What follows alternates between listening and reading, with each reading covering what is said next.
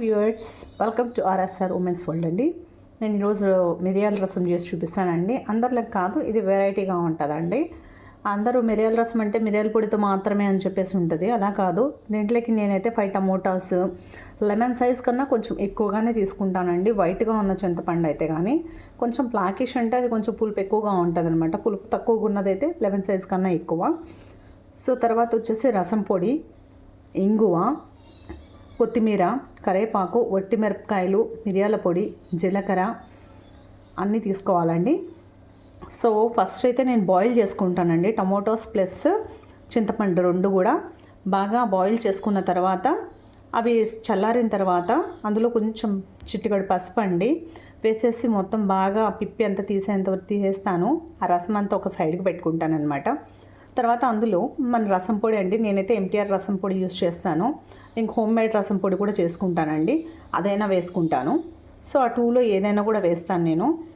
రసం పొడి మనకు కావాల్సినంత క్వాంటిటీ అండి, సాల్ట్ కావాల్సినంత, ఇంకా మిరియాల పొడి అండి కొంచెము.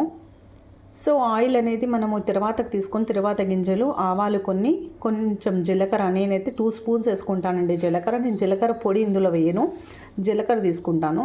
వట్టి మిరపకాయలు వచ్చేసి 5 టమోటాస్కి నేను వచ్చేసి 5 వేసుకుంటున్నాను. ఎందుకంటే మళ్ళీ మనం మిరియాల పొడి వేస్తాం కదండి, ఆల్రెడీ రసం పొడి కూడా వేసాం కదా. మేము కొంచెం ఎక్కువ హాట్ తినమండి, లైట్గా తింటాము. సో దాన్ని బట్టి నేను వేసుకుంటాను అనమాట. మా ఇంట్లో కారం ఎక్కువగా తినరు కాబట్టి మీరు కారం తినేవాళ్ళు అయితే కానీ ఇంకా కొన్ని కూడా వేసుకోవచ్చు. కారపొడి యూస్ చేయనండి, కారపొడి యూస్ చేయకుండా వట్టి మిరపకాయలు వేసుకుంటాను అనమాట. ఆ తర్వాత మనము దాంట్లో ఆ ఫ్రైలోనే అండి కొద్దిగా ఇంగువ, హీట్ అయిన ఆయిల్లోనే ఇంగువ, కరివేపాకు కూడా వేసుకున్న తర్వాత ఈ రసం అందులో వేసుకొని మళ్ళీ ఇలా బాయిలింగ్ వచ్చిన తర్వాత కొంచెం కొత్తిమీర వేస్తాను. లాస్ట్ ఫైనల్గా కొత్తిమీర వేసేసి దించేస్తానండి. కరివేపాకు కూడా అందరూ తిరువాతలు వేస్తారండి, సారీ నేనైతే తిరువాతలో వేయను, ఇలా బాయిల్ చేసేటప్పుడు వేస్తాను. దాని స్మెల్ చాలా బాగా పడుతుందని చెప్పేసి. So try it and comment మీ ఎలా ఉంది ఈ రసం అని చెప్పేసి ఒకసారి కామెంట్ చేయండి.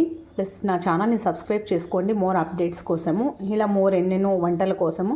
నాకైతే సౌత్ ఇండియన్ వంటలు అంటే తక్కువేనండి, నార్త్ ఇండియన్ స్టైల్ చేస్తాను, అదర్ ఫ్యాన్సీ డిషెస్ అయితే చేస్తానండి.